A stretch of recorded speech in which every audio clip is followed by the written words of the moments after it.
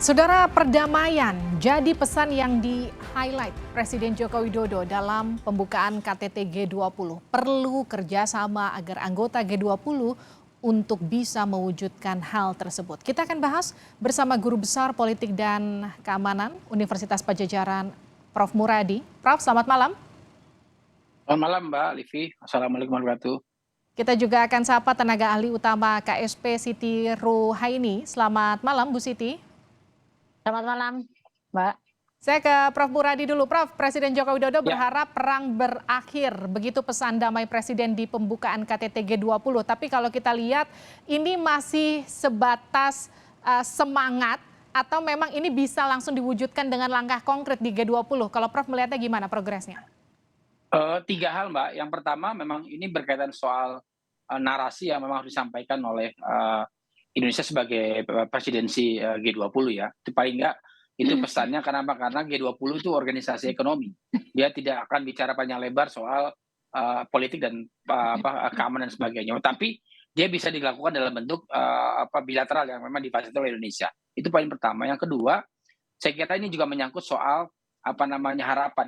Karena pertumbuhan ekonomi atau ekonomi tidak akan bisa jalan dalam posisi yang kemudian tidak stabil secara politik ya. Artinya memang masa depan Eropa itu bergantung pada seberapa cepat perang antara Rusia dengan Ukraina itu berhenti. Kalau dia makin berlarut, maka tahun depan seperti yang dugaan banyak pihak itu akan terjadi krisis di Eropa. Kenapa? Karena ketergantungan pangan dan juga energi. Itu yang kedua. Yang ketiga, kalau ini berkaitan soal Cina dan Amerika, saya kira ini juga menjadi salah satu penegasan saja bahwa memang keduanya itu kan saling membutuhkan. Kalau kita bicara soal perspektif ekonomi ya, ekonomi politik itu kan antara Cina dengan Amerika saling membutuhkan. Dan saya kira forum ini menjadi forum yang sangat baik untuk disampaikan dan juga kemudian bisa di follow up. Artinya memang antara Joe Biden dengan Xi Jinping berharap bulan depan atau bahkan paling terawal tahun depan sudah bisa ketemu lagi untuk memfollow up apa yang sudah mereka hasilkan kemarin hari ini. Nah, yang terakhir saya kira juga perlu digarisbawahi soal proses sepanjang Pak Jokowi ini adalah bagian dari harapan yang saya kira menjadi harapan semua pihak dari ratusan negara yang di luar anggota G20 ini begitu. Oke, Prof. Muradi, kalau kita lihat antara Amerika dan Tiongkok, antara Joe Biden dan Xi Jinping, ini kan memang perang dagangnya sejak 2018 dan kemudian sudah mulai 18, mencair yes. sekarang di G20 kan, mereka sudah bertemu. Tapi bagaimana dengan Ukraina dan Rusia yang tidak hadir langsung? Bagaimana kemudian semangat perdamaian ini meskipun Ukraina bukan anggota dari G20? Ya, satu hal yang saya kira agak bukan offset ya. Saya kira satu yang kemudian agak provokatif ketika kemudian Presiden Ukraina live dan menyampaikan ketidaknyamanan yang bersangkutan ya negara terhadap posisi Rusia, dan saya kira itu agak tidak nyaman. Kenapa? Karena G20 Rusia adalah anggota dari G20. Kalau itu kemudian tidak disampaikan secara live, saya kira mungkin juga diskusi akan jauh lebih konstruktif. Nah, ini yang saya kira Indonesia bisa masuk di level itu. Kenapa? Karena keduanya bisa menerima Indonesia sebagai satu simbol negara yang bisa akomodatif ya. Dan yang kedua, saya kira memang poin ini menjadi satu penegasan ke depan bahwa G20 akan menjadi follow up penyelesaian konflik di Ukraina dan juga di Rusia. Saya kira saya optimis awal tahun depan ada diskusi. Karena memang pada akhirnya ketergantungan Eropa terkait dengan pangan dan energi di Rusia dan Ukraina saya kira menjadi salah satu poin penting. Kenapa? Karena G20 menegaskan tidak perlu Pak Jokowi menegaskan tidak perlu ada perang lagi, karena perang akan mengganggu esensi perekonomian semua negara, bukan cuma di kawasan tapi juga hampir semua kawasan. Oke, saya ke Prof. Siti dari KSP. Prof, kalau misalnya pidato tadi Presiden Jokowi sempat menyinggung soal demokrasi Indonesia, apa yang kemudian ingin disampaikan Presiden Jokowi dengan menyebutkan demokrasi Indonesia, kemudian terkait dengan perdamaian dan juga akhir perang? Terima kasih, Mbak.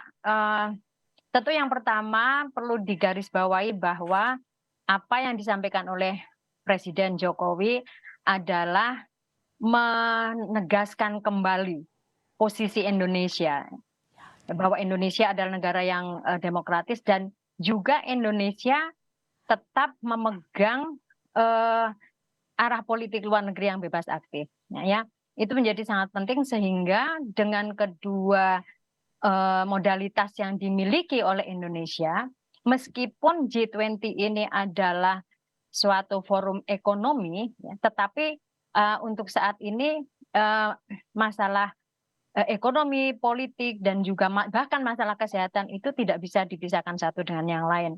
Nah, oleh sebab itu, di dalam momentum ini, Indonesia ingin menegaskan bahwa persoalan-persoalan yang terkait dengan masalah krisis ekonomi dari pandemi dan tentu saja dari konflik yang tadi disampaikan oleh Prof. Muradi dari konflik Rusia dan Ukraina, ini sebetulnya Indonesia mengatakan bahwa sebagai negara yang demokratis dan sebagai negara yang bebas aktif itu mengencourage ya, mendorong ya agar dan bahkan juga menegaskan bahwa konflik dan juga perang ini harus berhenti. Karena kalau konflik dan perang itu tidak berhenti, itu implikasinya akan kepada ekonomi dan juga implikasinya kepada aspek-aspek kehidupan yang lain yang itu dirasakan secara global.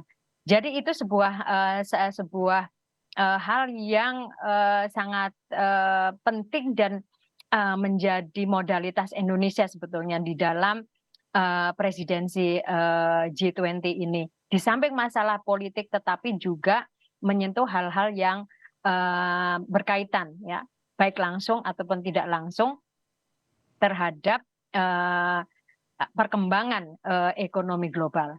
Saya kira demikian, Mbak. Baik, Prof. Siti, Prof. Muradi, sebelum kita lanjutkan perbincangannya, kita lihat dulu visual terkini di Garuda Wisnu Kencana di Bali. Di sini akan dihelat gala dinner antara para pemimpin KTT G20. Kita juga lihat Presiden Joko Widodo dan Ibu Negara Iriana mengenakan pakaian adat Bali dan menyambut sejumlah kepala negara yang memang sudah hadir pada malam hari ini untuk bersama-sama mengikuti gala dinner di Garuda Wisnu Kencana Bali.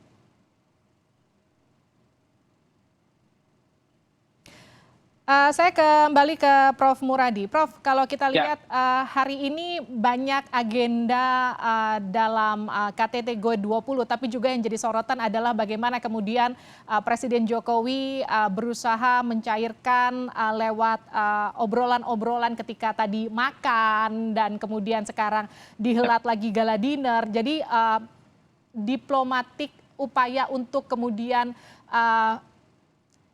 tidak terlalu kaku begitu nampaknya Formal, ya? dihadirkan ya, informal nampaknya dihadirkan ya dalam konferensi KTT G20 ini. Bagaimana Prof melihat ini?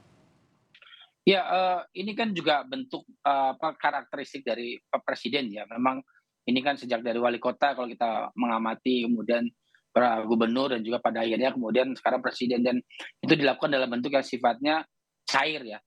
Kalaupun bentuk misalnya gini, saya memang mengharapkan, membayangkan misalnya Pak Jokowi bisa juga ketemu dengan tripartit ya, dengan US dan juga dengan China ya, jadi bisa bertiga untuk kemudian mendiskusikan banyak hal, walaupun itu memang nanti pada akhirnya bicaranya hanya dua negara, tapi forum ini memberikan ruang yang seluas-luasnya buat semua negara untuk bisa mengekspresikan kejengkelan, mungkin mengekspresikan kemarahan. Makanya ketika Xi Jinping ketemu dengan Joe Biden hampir 2,5 jam, diskusi agak alot tapi cair juga. Kenapa? Karena ada satu pemahaman bahwa dunia tidak akan baik-baik saja kalau kondisinya adalah tegangan antara mereka dua negara ini, dan itu yang mereka sadari betul sebagai negara besar ya. Nah, yang kedua saya kira juga problem krisis energi dan ekonomi yang kemungkinan tahun depan itu akan terjadi, itu bisa kemudian dihadapi dengan simpel yang dilakukan Pak Jokowi untuk kemudian mengajak semua untuk kemudian duduk bersama. Nah, 19 negara plus satu badan ini kan juga menjadi lembaga yang menguasai hampir 70% perekonomian dunia. Artinya kalau ini selesai, 20 orang ini selesai, maka dunia lain senyum-senyum baik ya. Artinya akan baik-baik saja begitu. Nah, ini yang saya kira Pak Jokowi sadar betul ketika kemudian menjadi tuan rumah dan juga menjadi presidensi dari acara G20 ini. Baik, saya ke Prof. Siti. Prof, bagaimana kemudian hasil dari KTT G20 ini tidak hanya kemudian memunculkan deklarasi, tapi juga langkah konkret bagaimana persatuan dan juga pengakhiran perang itu bisa betul-betul terjadi? pertama tentu ini menjadi harapan kita semuanya ya, bukan hanya harapan Bapak Presiden, tapi juga seluruh rakyat Indonesia dan tentu saja seluruh masyarakat dunia bahwa apa yang apa yang sedang dibicarakan di dalam G20 ini adalah sebuah komitmen yang konkret. Ya. Nanti bagaimana bentuk dari outcome-nya tentu nanti kita akan melihat. Tetapi tentu saja yang outcome itu harus dibarengi oleh komitmen ya tentang realisasi dari outcome dari G20 ya. Jadi ini pada saat G20 saat ini ada pada masa yang cukup kritikal ya karena pandemi belum selesai, kemudian juga krisis ekonomi menghantui, kemudian juga ada krisis ya keamanan konflik antara Rusia dan Ukraina. Ya. Tentu saja ini menjadi sesuatu yang daunting issues gitu yang semua orang mata memandang ke Bali gitu ya agar Bali ini menjadi semacam milestone ke depan gitu ya. Tadi kita melihat bagaimana Presiden Biden kemudian juga dengan Presiden China melakukan pembicaraan dan untung ini terjadi di Indonesia ya dan juga di Bali sehingga kita menyajikan sebuah satu resolusi ketegangan itu dengan cara-cara yang Indonesia gitu ya. Nah, jadi kita ingin melihat juga ini sebagai satu modalitas ya Indonesia ini adalah bangsa yang sebetulnya bisa menyelesaikan masalah itu dengan cara yang informal. Indonesia dapat menyelesaikan masalah itu di meja makan ya.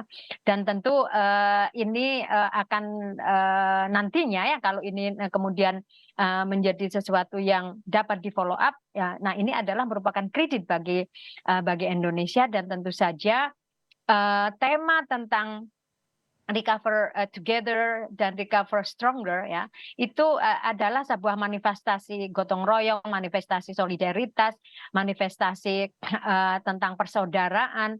Ini bisa menjadi spirit ya, menjadi spirit recovery dunia ini dari Bali ya, dari Indonesia dan tentu saja ya, anggota G20 ini akan menjadi lokomotif di dalam perkembangan ataupun di dalam pemulihan dari krisis global dan kita berharap bahwa krisis ekonomi yang sekarang ini sedang dikhawatirkan oleh semua pihak ini bisa bisa ditekan ya dengan keberhasilan dari KTT G20 di Bali ini. Jadi kita sangat berharap bahwa nuansa Bali, nuansa Indonesia ini akan memberikan satu touch yang berbeda dan spirit yang menguatkan gitu untuk bagaimana ketegangan yang akan lebih menyulitkan ya, dunia global ini. Setidaknya para pemimpin itu bisa menghela nafas sebentar gitu ya untuk merefleksikan bahwa ada begitu banyak yang harus dilakukan dan itu dapat dilakukan ya dengan prinsip-prinsip yang tadi disampaikan oleh Bapak Presiden tentang kolaborasi ya tentang common responsibility.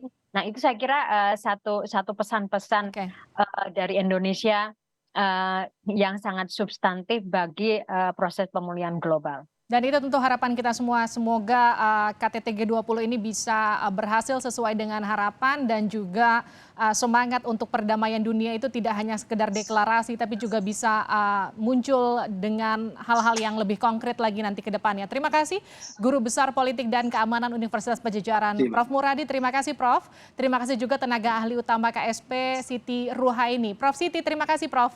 Telah bergabung bersama kami di Sapa Indonesia Malam. Terima kasih Pak Muradi.